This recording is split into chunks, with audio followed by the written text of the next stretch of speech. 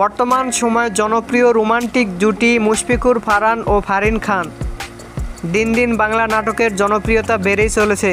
সেই ধারাবাহিকতায় আবারও নতুন নাটক নিয়ে হাজির হয়েছেন জনপ্রিয় এই জুটি।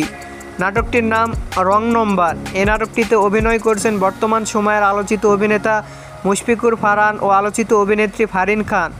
এই নাটকটি রচনা ও পরিচালনা করেন রুবেল আনুশ।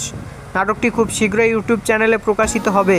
আপনারা দেখতে চাইলে অবশ্যই ইউটিউব চ্যানেলে চোখ রাখুন এবং নিয়মিত নতুন নতুন নাটকের আপডেট পেতে হলে অবশ্যই চ্যানেলটিকে সাবস্ক্রাইব করে রাখুন। পরবর্তী ভিডিওর জন্য অপেক্ষা করুন।